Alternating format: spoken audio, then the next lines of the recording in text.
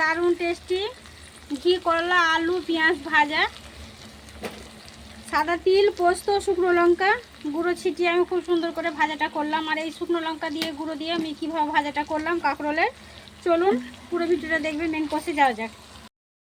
বন্ধুরা কেমন আছেন? আশা করি ভালো আছেন। পিঙ্কি কিচেনে সবাইকে স্বাগত। আবার একটা নতুন রেসিপি নিয়ে আপনাদের সাথে হাজির হয়ে গেছি। আজকে রেসিপি কাঁকরোল কিংবা ঘি কলা যে নামে মানে চেনেন, ভাজা দিয়ে দারুণ টেস্টি করে বানাবো। চলুন স্কিপ না করে পুরো ভিডিও দেখবেন, দেখার জন্য অনুরোধ রইল। আর বন্ধুরা আজকেও আমাকে কিন্তু ঘরের বারান্দায় রান্না শুরু করতে হবে, কারণ আমি প্রতিদিনই ভিডিও দিই। আপনারা সবাই জানে যে আমি প্রতিদিনই ভিডিও দিই। যারা আমার রেগুলার ভিডিও দেখেন তারা তো জানেন যে আমি প্রত্যেক দিনই ভিডিও দিই। আমার শরীর অসুস্থ থাকলেও কিন্তু আমি ভিডিও একটা শ্যুট করি, দিয়ে ভিডিও ছাড়ি। আর প্রচুর বৃষ্টি হচ্ছে, পরশু থেকে প্রচুর বৃষ্টি হচ্ছে। আজকে কিন্তু বৃষ্টিটা হয়নি, সকাল থেকে রোদ্র উঠেছে অল্প অল্প। কিন্তু ওই রোদ্র উঠলেও হবে কি, আমার যেহেতু আমি যে বাগানের মধ্যে রান্না করি, এই যে বাগানে মানে পাশে দুটো আমার আম গাছ আর কাঁঠাল গাছের মাঝখানে আমি রান্না করি। এই যে মধ্যে এইখানে কিন্তু দেখেন প্রচুর বৃষ্টি হয়েছিল। বৃষ্টি হওয়ার কারণে কিন্তু এখানে জল জমে গেছিলো। এই যে দেখেন কাদা কাদা হয়েছে, আপনারা বুঝতে পারছেন যে কতটা কাদা কাদা হয়েছে। আর এখানে উনুনটা রেখে দিয়ে আমি কিন্তু রান্না শ্যুট করি। এখানে আমি কীরমভাবে রান্না করবো বন্ধুরা দেখেন, তার জন্য কিন্তু আজকে আমি রান্না করতে পারিনি, কারণ এখানে খুব কাদা হয়ে আছে। এখানে বসা যাবে না, চট পাইতে দিলেও কিন্তু বসা যাবে না, এত ভিজে ভিজে হয়ে আছে। তার জন্য কিন্তু আমি এখানে আজকে রান্না করছি না। আমি আবারও আমি ঘরে যে বারান্দা আমাদের ঘর আছে, ঘরের বারান্দার মধ্যে কিন্তু আমি রান্নাটা করব। কারণ কালকে যেহেতু আমি যে ভিডিওটা শ্যুট করেছিলাম ওটাই কিন্তু আবারও আজকে আমাকে রান্না করতে হবে, কারণ আমি উঠোনও রান্না করতে পারবো না, আমার উঠোনও চালা নাই। তার জন্য উঠোনও রোদ। এই দেখেন উঠোনের অবস্থা। এই যে আমি ঘরের এইখানে এই যে রান্নাটা করব।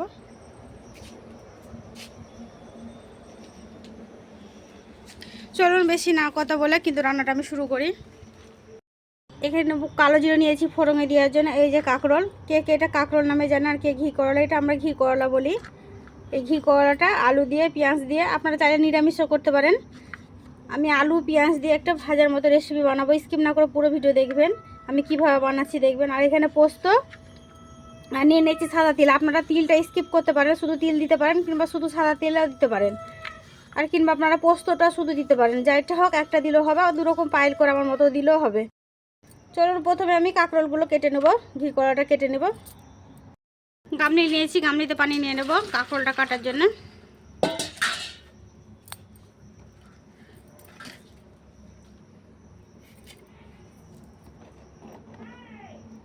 ঘি কলাটা কেটে নেব। ওপর থেকে আমি কিন্তু এই যে গায়ে কাটা কাটা যেগুলো আছে, কাটা কাটাগুলো কিন্তু ছিঁড়ে নেব।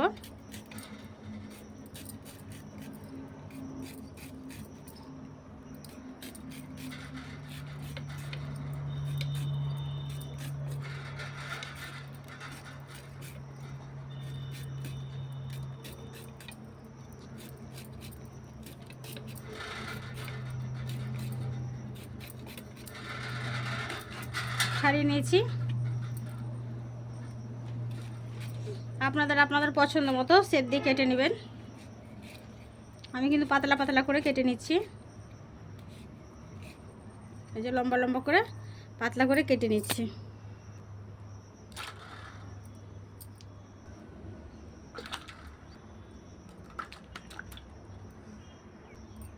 সব কাঁকরোলগুলো কেটে নিলাম। এবার এটা ধুয়ে পরিষ্কার করে উঠিয়ে নেব।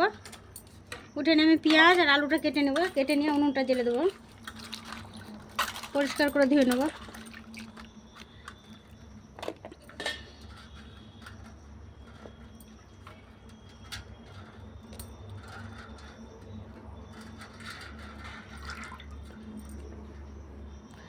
পরিষ্কার করে ধুয়ে নিয়েছি। এবার আলুটাও কেটে নেব।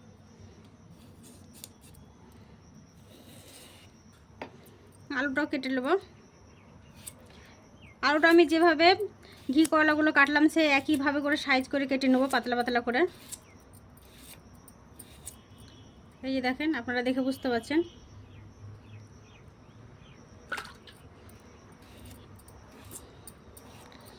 একই সাইজে করে কাটলে ভাজাটা খুব সুন্দর হয়, তার জন্য একই সাইজ করে কেটে নিলাম। আমার চ্যানেলে কেউ যদি নতুন বন্ধু হয়ে থাকেন অবশ্যই চ্যানেলটা আমার সাবস্ক্রাইব করে পাশে থাকবেন। আর ফেসবুক থেকে দেখলে বন্ধুরা একটা লাইক দিয়ে সাথে থাকবেন। আর আমার নিত্য নতুন রেসিপিগুলো পেতে আমার চ্যানেলটা অবশ্যই বন্ধুরা সাবস্ক্রাইব করে পাশে থাকবেন। পাশের বেল আইকনটা ক্লিক করে রাখবেন যাতে আমার নিত্য নতুন রেসিপিগুলো সর্বপ্রথম আপনাদের কাছে পৌঁছে যায়। এই যে আলুগুলো কেটে নিলাম। এবার পেঁয়াজটাও কেটে নেবো। আপনারা চাইলে এখানে নিরামিষ করতে পারেন, আমি কিন্তু পেঁয়াজ দেব।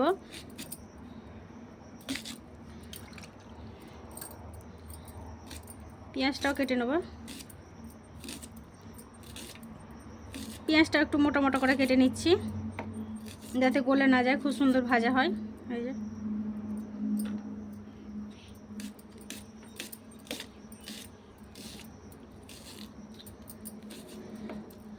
আলুটা ভালো করে পানি পাল্টা ধুয়ে নেব। সবগুলো কেটে ভালো করে পরিষ্কার করে ধুয়ে নিয়েছি। চলুন এবার উনুনটা জেলে দেবো। উনুনটা জেলে দিয়েছি, কড়াটা বসিয়ে দেবো। কালকে বৃষ্টির কারণে বন্ধুরা উনুনটা আমার ভেঙে গেছিলো, যেহেতু বৃষ্টির ছিটে নিয়ে আসছিলো, ওই জন্য আমার উনুনটার সাইডগুলো ফেটে গেছিলো। আজকে আমি সকালবেলা বাগালাম। কড়াটা গরম হতে থাক। কড়াটা গরম হয়ে গেছে। প্রথমে দেবো শুকনো লঙ্কা। শুকনোটা একটু ভেজে নেব, যেহেতু শুকনো লঙ্কাটা ভাজতে একটু সময় নেয়, তার জন্য শুকনো লঙ্কাটা প্রথমে ভেজে নেব। তারপর পোস্ত আর সাদা তিল দিয়ে দেবো। এটা শুকনো কড়াতে কিন্তু ভেজে নিয়ে এটা আমি শুকনো করে একেবারে পাউডার বানিয়ে নেব সিলে।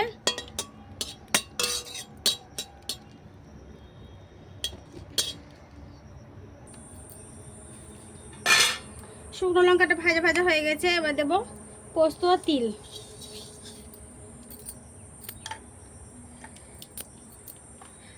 পোস্ত আর তিলটা একটু ভেজে নেব।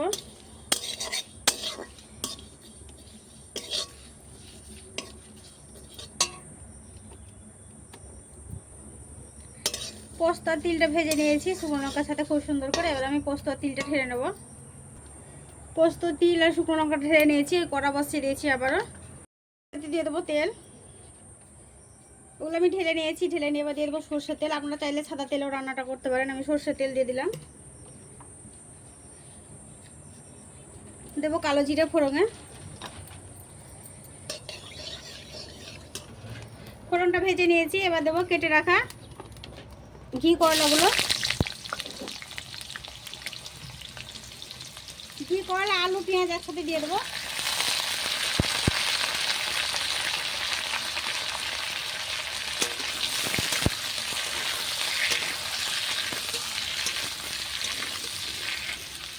দেবো আদা রসুন বাটা। আপনারা নিরামিষ হলে শুধু আদা বাটা দিতে পারেন, আর পেঁয়াজটা স্কিপ করতে পারেন। আমি যেহেতু নিরামিষ করছি না, তার জন্য পেঁয়াজে দিলাম, আদা রসুন বাটাটা দিলাম। এবার এক এক করে গুঁড়ো মশলাগুলো অ্যাড করবো অল্প অল্প করে। দেবো পরিমাণ মতো নুন। দেবো হাফ চামচ ভাজা জিরে গুঁড়ো, হাফ চামচের কম ভাজা ধনে গুঁড়ো, হাফ চামচ দেবো লঙ্কা গুঁড়ো। যেহেতু আমি লঙ্কা এখন করে ভেজে দিয়েছি, তার জন্য লঙ্কা গুঁড়োটা কম দিলাম, হাফ চামচ। হাফ চামচ দেবো হলুদ গুঁড়ো।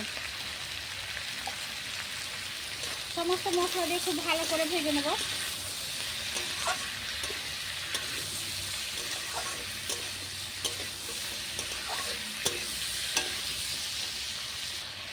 ঢাকা দিয়ে মশলার সাথে খুব ভালো করে ঢাকা দিয়ে ভেজে নেবো ভালো করে। তারপর আমি পানি দেবো সেদ্ধ হওয়ার জন্য।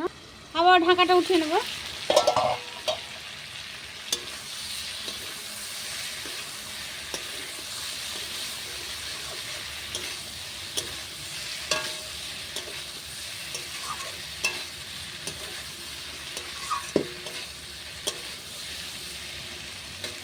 খুব ভালো করে আমি ঢাকা দিয়ে রেখে ভেজে নিয়েছি। অল্প দেবো একটু সেদ্ধ হওয়ার জন্য পানি।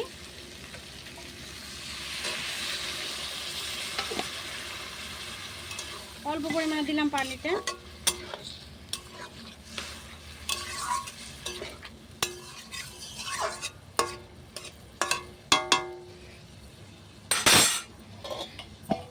ঢাকা দিয়ে 2 মিনিট সেদ্ধ করে নেবো। তো তখন সেদ্ধ হতে থাক, আর এদিকে আমি পোস্ত আর সাদা তিল আর শুকনো লঙ্কাটা সিলে গুঁড়ো করে নিয়ে চলে আসবো।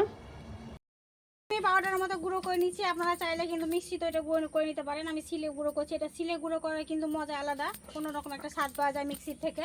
তাই আমি সিলে গুঁড়ো করে নিচ্ছি শুকনো লঙ্কা আর তিল আর পোস্তটা। এটা আমি গুঁড়ো করে নিয়ে চলে এলাম তিল পোস্তটা। এবার ঢাকাটা উঠে দেখে নেবো আলুটা আমার কত সুন্দর সেদ্ধ হয়েছে।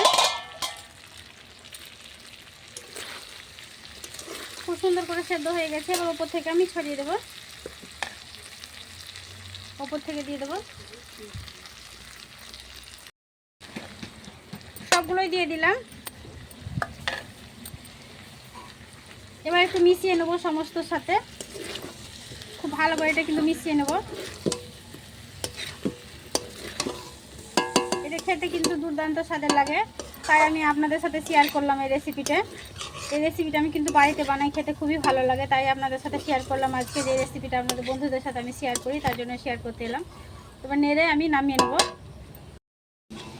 হয়ে গেছে, খুব সুন্দর করে ভাজা ভাজা করে নিয়েছি। দেখেন কত সুন্দর কিন্তু ভাজাটা হয়েছে। এই ভাজাটা যাকে একবার খাওয়াবেন সে আপনার একেবারে প্রশংসায় পঞ্চমুখ হবে। আর এই যে ঘি করলা খায় না সে মানে ঘি করলা একবার চেটে পুটে খাবে, দারুণ টেস্টি হয়েছে খেতে বন্ধুরা, কি বলবো, একেবারে অসাধারণ হয় এই রেসিপিটা। চলুন প্রথমে আমি নামিয়ে নেবো এগুলো।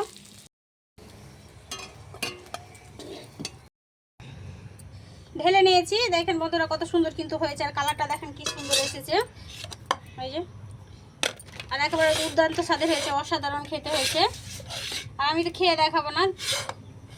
পুরো রেসিপিটা আমার দেখলেন, যদি ভালো লাগে অবশ্যই লাইক কমেন্ট শেয়ার করবেন, সাবস্ক্রাইব করে পাশে থাকবেন। সুস্থ থাকবেন, সাবধানে থাকবেন। আবারও পরবর্তী অন্য কোনো নতুন রেসিপি নিয়ে আপনাদের সাথে দেখা হবে। আর বন্ধুরা একটু বেশি বেশি করে শেয়ার করে দেবেন। আর রেসিপিটা কেমন হয়েছে কমেন্ট করে জানিয়ে দেবেন। পুরো রেসিপি দেখার জন্য ধন্যবাদ।